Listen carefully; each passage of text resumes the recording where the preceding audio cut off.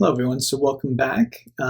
Today I wanted to talk a little bit about Zen saying, which is when someone is pointing to the moon, look at the moon and not the finger pointing at the moon. Before I get into the talk, however, as usual, I want to thank everyone who supports me financially and otherwise, especially my patrons on Patreon. They allow me to approach this more or less as part of my job by making monthly contributions. And if you'd like to join that community, I do share some stuff over there that I can't share on YouTube. I don't share on YouTube. And you can join that community for as little as $1 a month. So if you'd like to check it out, check out the links in the description. Okay, so the finger pointing at the moon. This is about the teacher and the teaching and the right relationship with the teacher and the teaching, which is a tricky subject. This is one I could talk really at length about, and this is, I think, the first talk where I'm really explicitly talking about this subject, which is a very important one, but because I'm a teacher, it may seem a little self-serving, but I'll assure you that I am not talking about this to serve myself. Everything I share, everything I do, whether it seems like it or not, whether that's your perception or not, is really coming from a place of trying to help you as the student, as someone on this path, because really, from my perspective, there is no separation between us. There is no difference. So if I'm helping you, I'm helping myself. That really is my experience.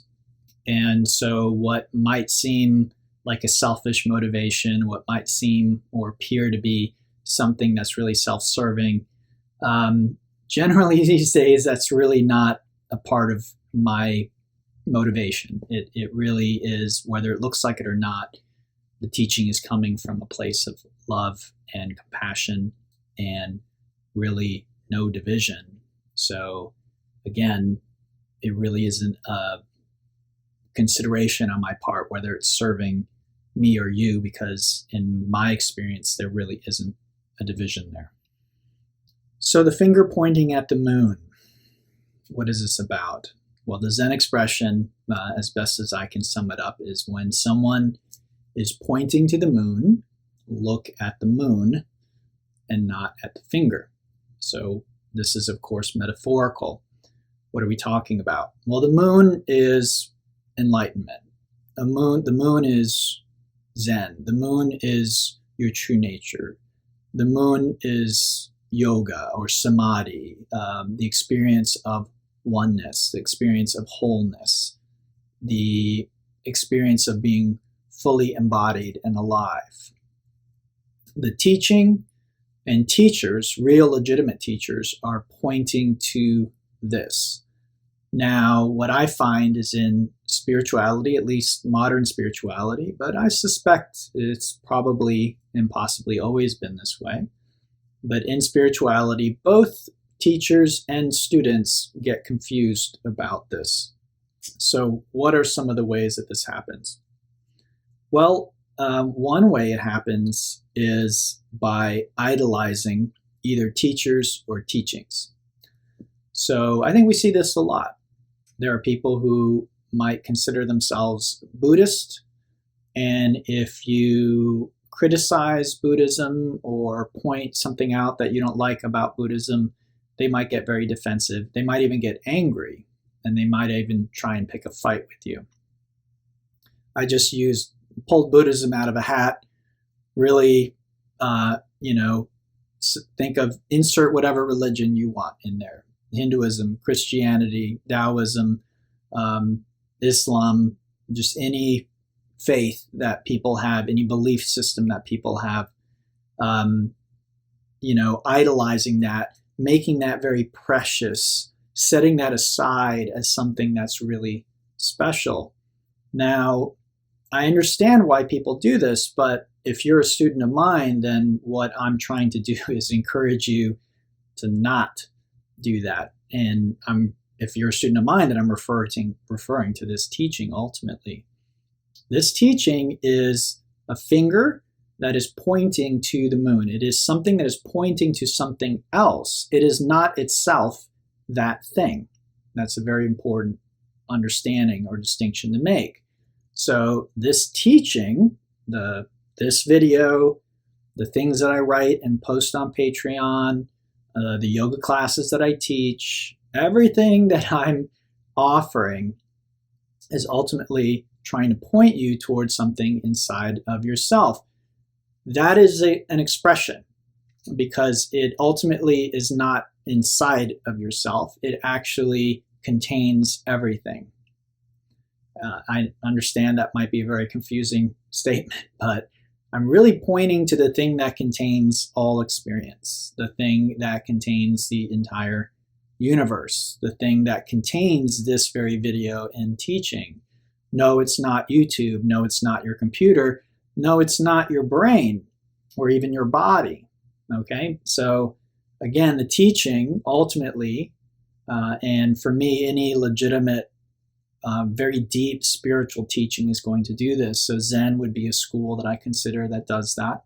It is pointing us towards something, okay, something that we can't speak about directly because it doesn't have a form, it doesn't have a shape, it doesn't have a smell or a taste.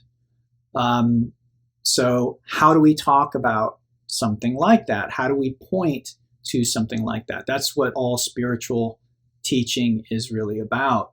And skillful spiritual teaching does this well. You might say there's plenty of unskillful teaching as well, that there's a lot of space for confusion. There's a lot of place for misinterpretation, misunderstanding. There's plenty of that out there. I'm just being very factual here. I'm not trying to put anybody down. I'm not naming any names. But just to be very clear, there's probably more misunderstanding and unskillful teaching than there is skillful. This is, again, just how I'm seeing it. You're welcome to disagree or have a different opinion. But in my opinion, there's very few teachings and teachers that are really, really skillful and very direct. Now, having said that, for many people, they may not connect with a very direct and skillful approach, in fact. So at certain stages, we may actually need something that has more sugarcoating, if you will. And there's nothing wrong with that. So again, if I'm a youngster and I go to kindergarten and there's playtime and there's nap time and there's, lots of games and fun, is there anything wrong or bad about that? Right? Does a youngster belong in a college level PhD philosophy or astrophysics class? No, they belong in kindergarten where there is games and nap time and all that fun stuff. So even though spiritually speaking, we may all be adults, it does not mean that actually, spiritually speaking, we're all on the same level or in the same place. Some of us essentially need to be in spiritual kindergarten. So when I say that, spiritual kindergarten, it's not meant as derogatory. It's just, again, meant as that may be where you belong, where you feel comfortable, where you're going to learn the best. Again, if I take a toddler, if I take a youngster and I put them in a college level PhD course, they're not going to learn anything of value there. They will get frustrated. They will get upset. They will probably start to cry. They will disrupt the class.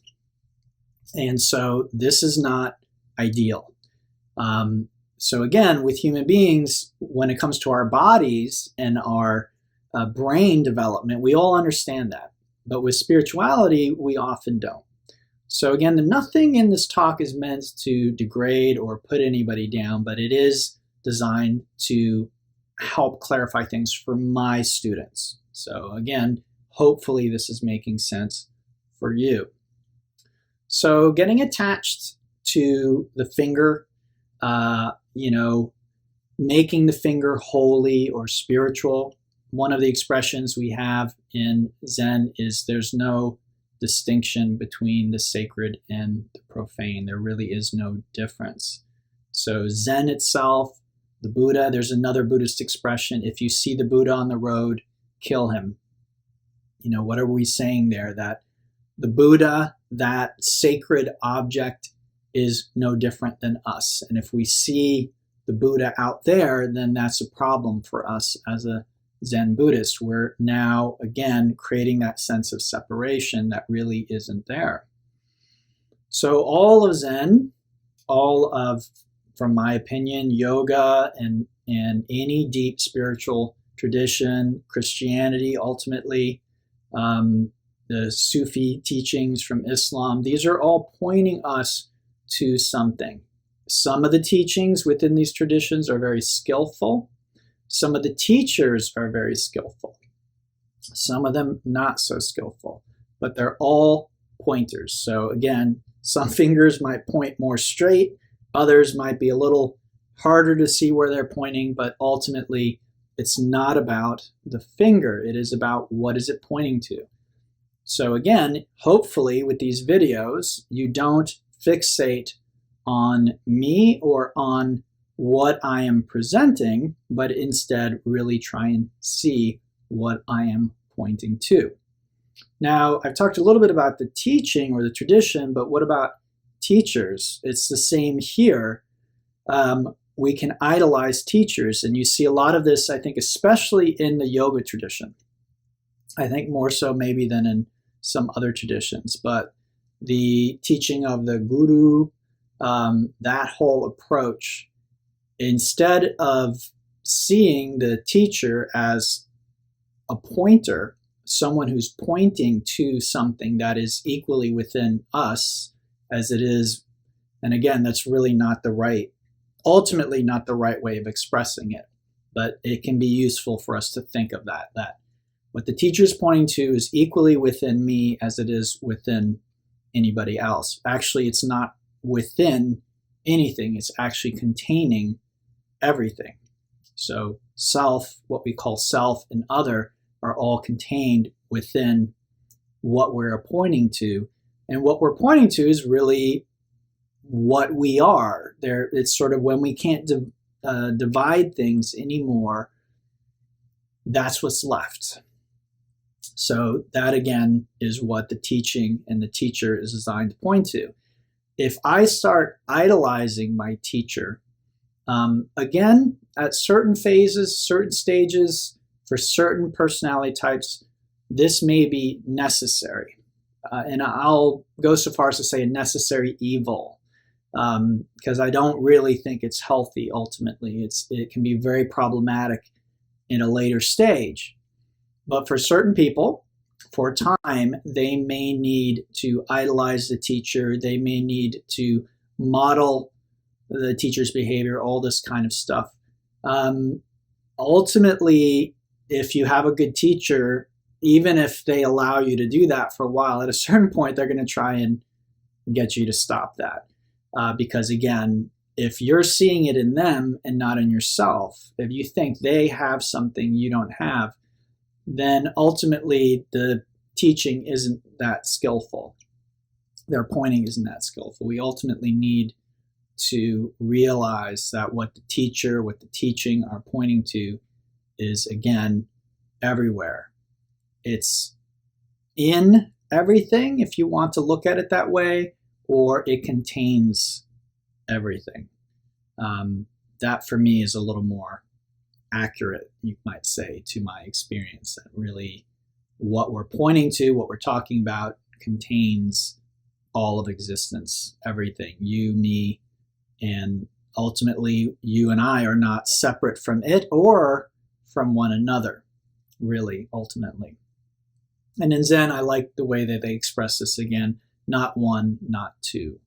So, are we different? Yes. Are we separate? No. That's really the best way that I could put that in sort of layman's terms. Are we separate? Not really. I exhale, you inhale, my breath is exchanged with yours. Neither of us are going to last without another breath. So we're exchanging our breath all the time. We're exchanging information. You're seeing me, that is affecting you, right? If I do certain things, it's going to affect your mood, it's going to affect your thoughts, it's going to affect everything. If I say something, this video is having an effect on you. Why else would I present it? So is there really a separation there? But are we different? Yes. I'm here, you're over there. It's clear that we can point out differences in terms of my body, your body, my skin, whatever. But is this skin and body really how I identify? That's really the question. And ultimately, when I go deep within myself, so to speak, again, it's a way of speaking, when I break things down to the fundamental, I can't say that this is what I am. This is what I experience right now, but I don't even know what this really is. The brain can put together a idea of a body, a human being, somebody named Douglas. It can put together a story, but really that isn't, I can't say that that's really what's going on here. So again, that may be over certain people's heads, but this is really the truth of the matter. So finger pointing at the moon, one problematic relationship with the finger is idolizing the finger. Oh, what a pretty finger that is. Look how long that finger is. Oh, it's so straight. Look at the color. Look at the nail on that finger. Again, the finger is trying to get you to look at something. So the teacher and the teaching. Now, again, one problem, if you want to call it that, I see in spirituality is it is very tempting as a teacher, it can be very tempting as a teacher to really enjoy that gaze, people looking at the finger instead of looking at the moon, right? So as a teacher, I understand that can be a real temptation and a real danger. So, this is something just being aware of that. We don't want to idolize the teacher. We don't ultimately want to see them as having something that we ourselves don't have. At the same time, we want to be honest about where we are and our level of understanding. So if we don't understand everything the teacher is talking about, if we don't feel that we've realized what the teacher has realized, well, then it's okay. There's still more to learn. We can continue using that finger and trying to see very clearly what it's pointing to. But again, we need to be really careful about idolizing that finger, thinking that finger is special or different than us in some fundamental way. Temporarily, in time, yes, the teacher may have realizations that we have not yet realized ourselves. So it's not saying the teacher doesn't have something of value to share with you. Again, if I'm not looking at the moon, if I'm not seeing the moon and there's a finger pointing to it, until I can really see clearly what that finger is pointing to, that finger has a lot of value for me. But I don't need to worship that finger. I don't need to idolize that finger. I don't need to make that finger special in some way. Okay? So hopefully this is clear. And that, again, teachers and teaching. If I'm a Christian and someone says, I don't like Christianity or I don't like Jesus as a teacher or something, and I get all upset, then I'm starting to create suffering for myself needlessly. Okay? Christianity also is a finger pointing to the moon. You could say God if you want, or Jesus, or Christ consciousness, however you want to express that. But the teaching, the Bible, everything that Jesus said and taught and shared with us, the crucifixion itself, the symbolism of that, whether you believe it really happened that way or not is not really important. The symbolism in that is extremely powerful. And so if we can understand that as a finger pointing to heaven, then we can I feel, get much more out of the teaching, and we can reduce our own suffering. If I start to hold that up as sacred and special and something that if someone criticizes it, I need to get upset and get up in arms, then I'm going to create suffering for myself. And usually when we suffer, we create or help create suffering for others. So from my perspective, one of the best things you can do for the world is to deal with your own suffering. Make yourself happy. I'm not talking about hedonism. I'm not talking about going out and partying and doing drugs and having sex, making yourself happy that way. Sit down, get quiet, and figure out how to be happy right now, right here, without the drugs, the alcohol, the sex, the food, the entertainment, the Netflix, the likes on Facebook, the Instagram attention. You don't need any of that to find peace and joy.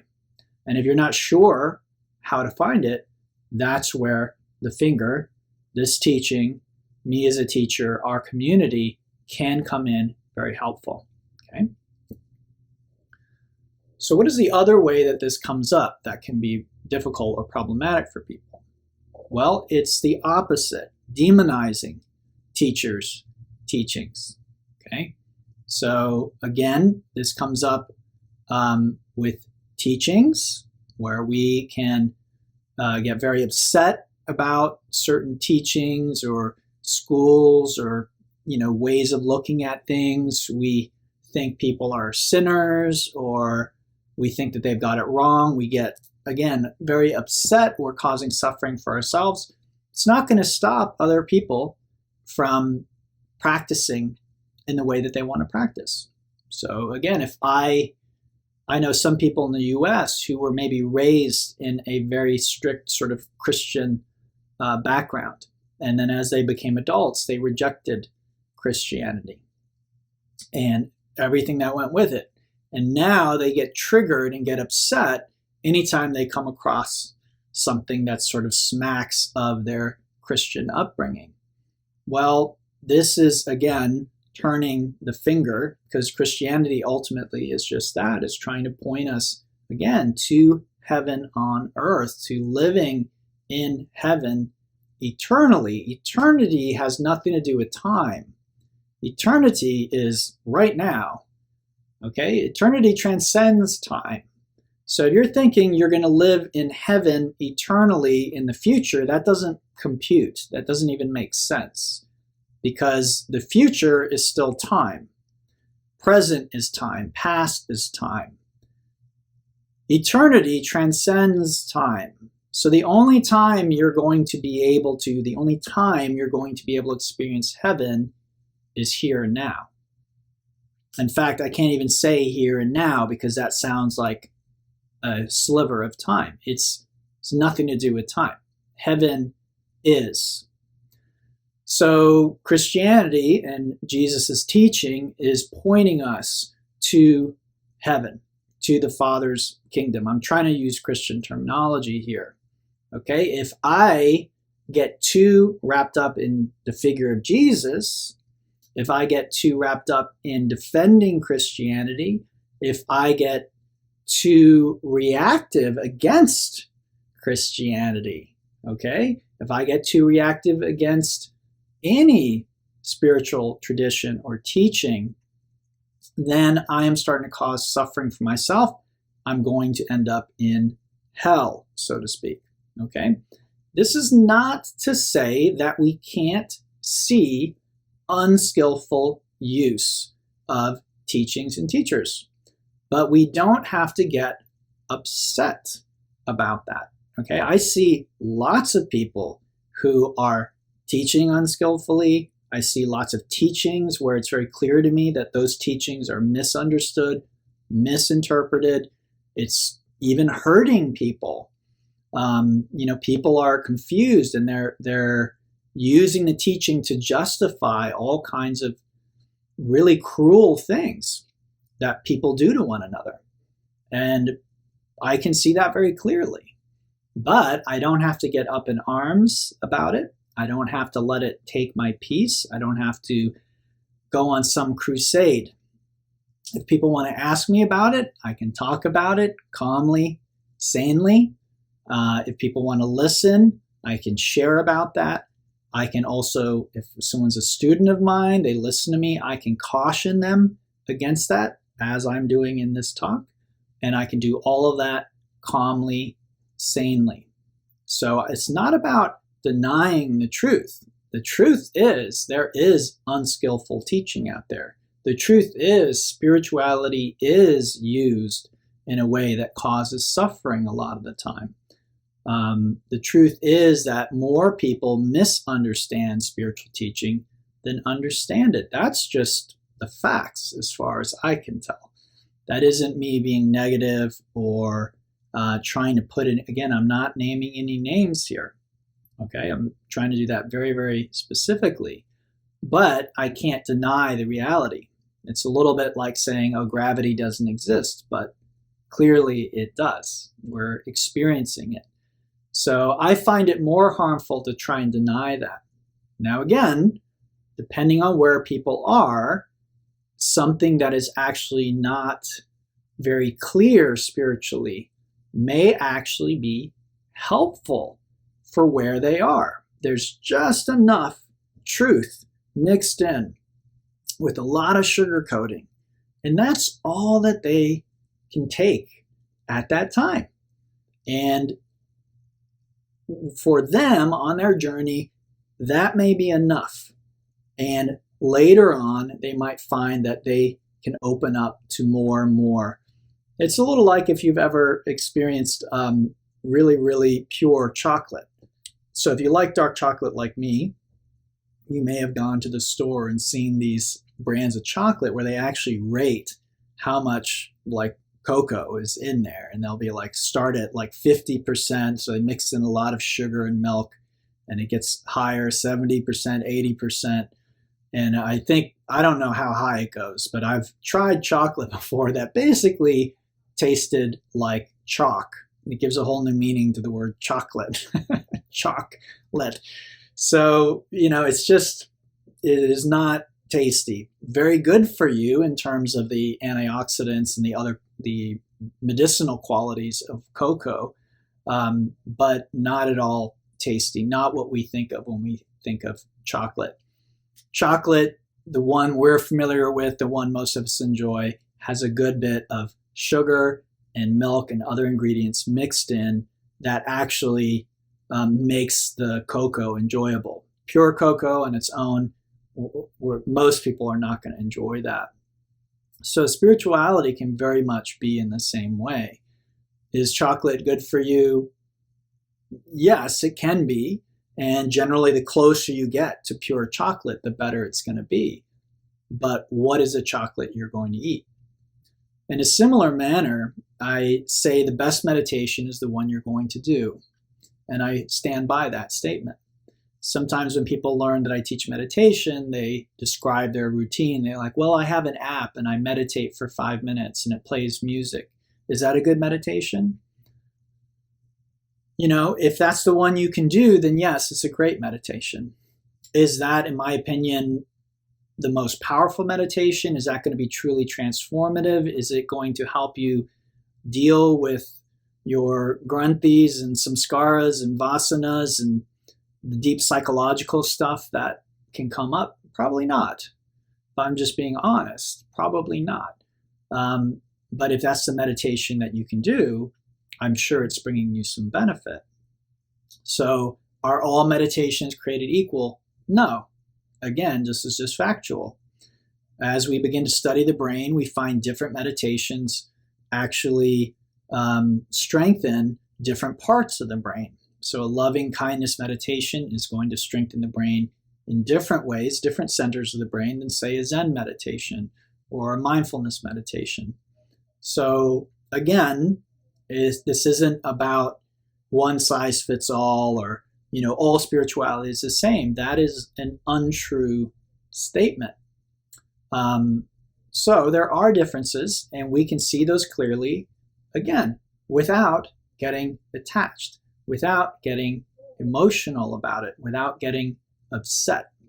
So when we get upset, when we get emotional, when we get attached, we are confusing. We're looking at the finger, we're not looking at the moon. We're not really seeing the point of the teaching. Okay?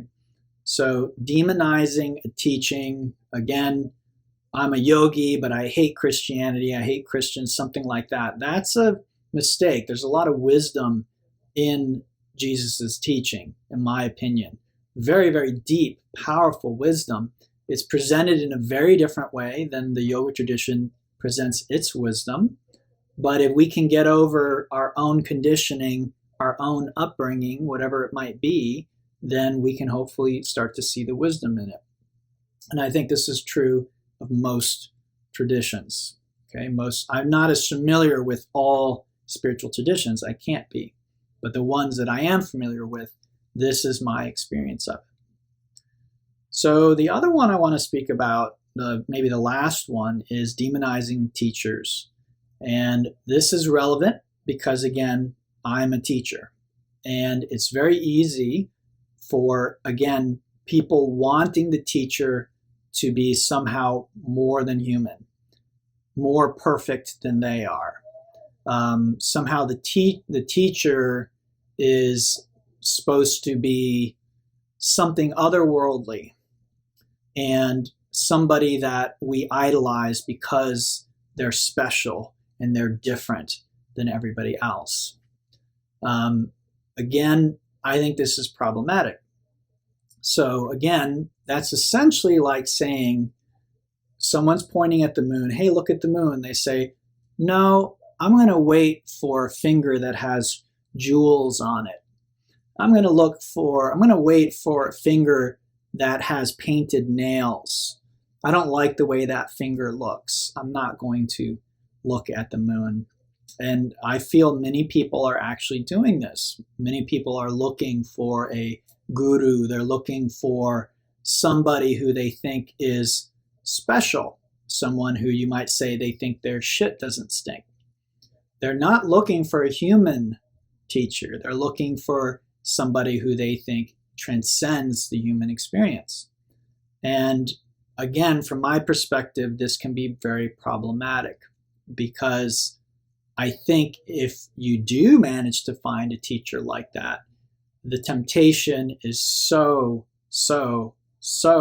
great to focus on the finger and not look at the moon. Somebody like Krishna Das says that his teacher used to say, don't get attached to this body. So, and he said, of course I did. I did exactly that. When his teacher died, he had a lot of depression, he had to fight addiction, and it was really only chanting that sort of put him back in touch, what he felt back in touch with his teacher, which his teacher was essentially pure love. That's essentially what Neem Karoli Baba was teaching and sharing in one form or another. That's what every teacher ultimately shares. They may not put it in those terms, but again, this is my experience and the way that I would put it. Pure love, compassion, joy. This is what teachers are trying to point to. And when we look at a teacher or teaching, the form, and we're looking for something wrong, and this is something the ego does. It does it both as a way of escaping from actually taking in the teaching, actually looking at the moon, because the ego doesn't want to look at the moon. The brightness of the moon will create a shadow. We won't look at the ego or want to look at the ego anymore if we see the moon. So the ego is always looking for a problem, something wrong. And guess what? You're going to find it. If you're looking for it, you're going to find it. Because I don't care who your teacher is, they're human. And if you get close enough to a teacher, you're going to find that they go to the bathroom just like everybody else, that they make mistakes just like everybody else, that they are human just like everybody else. This is what a human teacher is. If you have a teacher who's disembodied, If you're getting some kind of transmission, then that's a different experience. But for most of us, we're not going to be able to learn from an entity who's disembodied. Most of us are going to have a human teacher, which means that she is going to have a form. Every form will have limitation. There's no form that is perfect. Just doesn't exist. Doesn't exist. Now, you may meet people. Maybe there's somebody who studied with Neem Karoli Baba or was a disciple of Neem Karoli Baba or some other guru. Doesn't matter. Any teacher. And they might say, no. My teacher was perfect. My teacher is perfect. They glowed when they walked in the room lit up. I could see their aura. When I was in their presence, I just felt pure love. This is great. It's beautiful. Okay? But what you'll find is if you talk to enough people who were in the presence of that guru, there were also people who didn't experience that at all. Now, I'm not saying that the teacher wasn't radiating that. Like I said earlier, I think this is what all teachers are ultimately pointing to, sharing. That's what they are being. But whether we experience that or not very much depends on us, how open we are. Okay? So again, if I'm focusing on the finger, the teacher, the physical form, if I'm taking apart every talk and trying to find problems with it or inconsistencies or contradictions, I'm going to find them. And some teachers, even ones who I think are very wise and very enlightened and shared a lot of wisdom with the world, sometimes they get into trouble. Don't we all sometimes get into trouble? Don't we all sometimes have misjudgments or make mistakes and end up, seeing things fall apart or become messy for us? Now, some seekers might see that and say, well, that means that teacher is illegitimate and their teaching is illegitimate. But I don't see it that way. That's not been my experience or what I've seen. Again, you're looking at the finger. Maybe the finger has a wart on it. Maybe the nail, the paint on the nail is chipping off.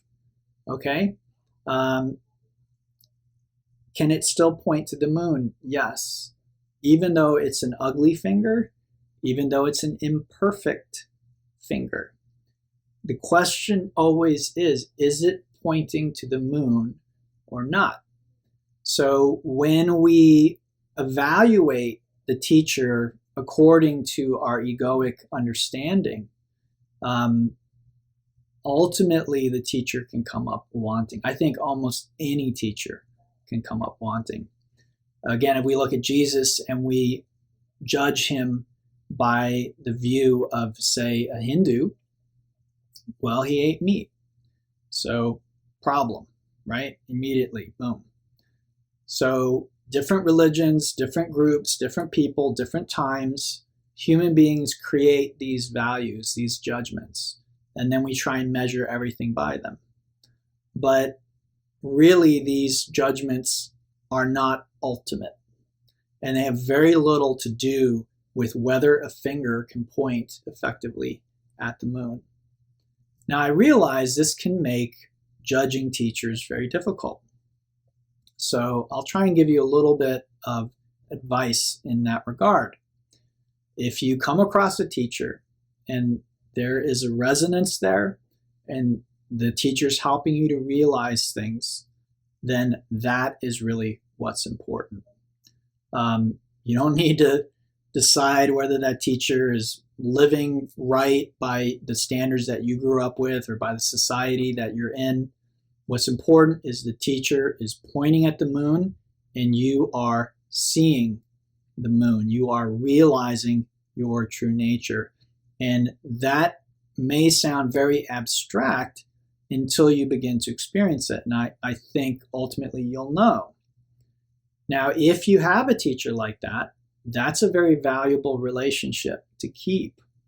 So again, it would be really unfortunate if you have a personal situation with that teacher that puts you off to their teaching. So as a concrete example, I'm not talking about anything unethical here. I'm talking really just about the teacher might say something that you don't like. The teacher might say something you don't agree with. The teacher might do something that you don't like or agree with. And then again, we say, oh, well, that, I'm going to reject the whole teaching and reject the teacher, whatever it is. Again, we're all human. And so we make mistakes. Teacher might do something. Sometimes what we call a mistake, what we might think is a mistake for somebody else, might not be in their view. We might judge something as wrong or bad, but if we could take the step back and see the big view, we might find that that's not the case. So again, I'm not trying to get anybody off the hook for unethical or evil or egoic behavior. That's not really my goal here, but I am trying to help you understand that a relationship like that with a teacher is a very valuable one. And I do really encourage you to take advantage if you have somebody like that. It may not be me, that's not really important.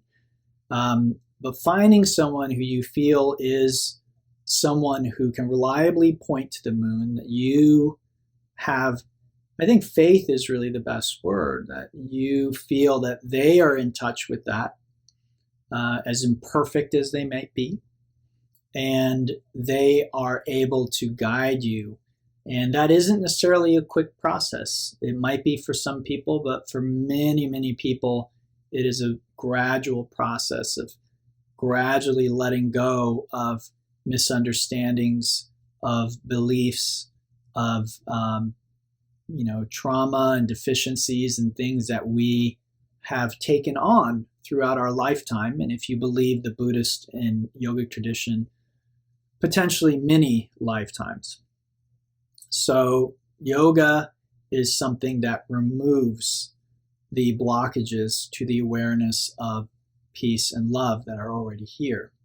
A teacher who's skillful and a teaching that is skillful is going to help us realize and see that love, joy, peace, presence, awakeness, enlightenment are already here.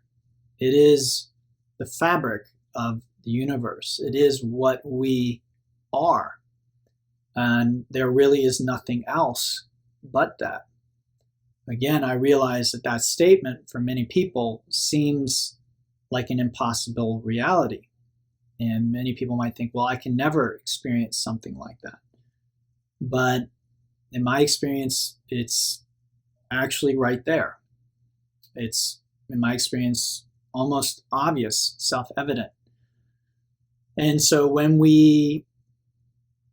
when someone understands that or sees that, just talking with them, being around them, that's going to likely begin to rub off on you. It's not an intellectual understanding. In Zen, we have a saying that Zen itself, the whole teaching of Zen, is a non-verbal transmission from the teacher to the student. So it's not in the words, it's not in a book, it's not even really in meditation. Again, it is everywhere. Everything is contained within it. So everything is contained within Zen. Zen isn't something you do. Zen is something you wake up to. You realize is already present, always, is always there. You can never be without it. You can't exist without it. It is not separate from you. So again, these are actually very deep realizations. And if you're not there yet, it's okay. It's understandable. That's what this video and other videos are for. That's what the teaching is for. Now, the other part of the teaching, I'm not going to get into too much today, but that is, I gave a little talk on it the other week. Wake up and then clean up. So once we're awake, once we're seeing the moon, a lot of times you could say there's still clouds that come through and block the view of the moon. We might think, oh my God, I lost it. And that's where the teacher can help us again, pointing to the moon. We realize, okay, it didn't really go anywhere. There were just some clouds there. And that's what I call post-awakening. That's the cleanup process. So I'm not talking about literally cleaning up your house or anything. I'm really talking about cleaning up in here, our nervous system, our thoughts, our emotions, the body itself. And I'm not talking about any kind of strict purification process either, but really cleaning up the psycho-energetic, emotional aspect of our being. We really, I don't think, can do that until we are awake spiritually. So the teacher, a community, a teaching, these are the finger that point to that non-dual awareness or awakening, that understanding. Then once we have it, even if it doesn't feel complete, even if it doesn't feel like it's abiding, even if we feel like it comes and goes, we can start the work of cleaning up. In fact, I think that's what the work really is. And the same teacher and the same teaching that helped us wake up, hopefully, if it's skillful, it will also help us clean up as well. Then at a certain phase, we might find that we don't go on retreat or to yoga class or listen to one of these talks because we need anything from it. We actually just find that this is where we want to be. That for lack of a better way of expressing it, this might sound somewhat woo-woo or new agey, but the energy around the teacher and the teaching is what we enjoy most. Being in relationship with the teacher and the community and the teaching is really what these are our people. This is where we want to be. There isn't anywhere else that we'd rather spend our time, our energy, our money, that this is where our joy is. And again, the beautiful part we can get to, or place we can get to, is we don't need anything anymore from the teacher, from the teaching. We're not seeking anymore. We're abiding. And as we abide, we let go of any kind of seeking or addictive or compulsion around the teaching and the teacher, which for many people, pre-awakening and even post-awakening, there can be this sort of seeking, addictive, compulsive, I need the teacher, I need this, I need the teaching. And again, you're talking about the finger, right? So we're getting very attached to the finger. Where did the finger go? Oh my God, if the finger disappears, what am I going to do? This kind of relationship. So hopefully, we can avoid that. And after we wake up, after we clean up, we just abide and we just enjoy. And again, in my experience, it's just really enjoyable in that abiding, in that awakeness, to be around others that are in that same space or sharing in that space. This doesn't mean I am adverse to hanging out with people who are not. It doesn't mean I go into a bar or a pub and I feel negative, low, bad energy and I need to get away from it. In fact, this way of looking at things, I think, is actually a quite immature spiritual understanding. Again, this is very dualistic. This isn't everything contained within the one. This is some things are good and some things are bad. And I'm in the good. You're in the bad. You're in the bar drunk. That's bad. I'm a spiritual seeker. I meditated for 2 hours today. I'm good. This is still very rudimentary in my perspective. This isn't the moon yet. Okay, we're still looking at the finger. We're getting the being good confused with seeing the moon. These are not the same things.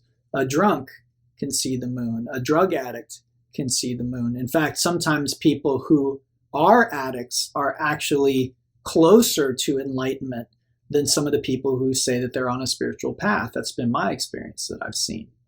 Sometimes when we are at our lowest, we are actually closest to realizing truth.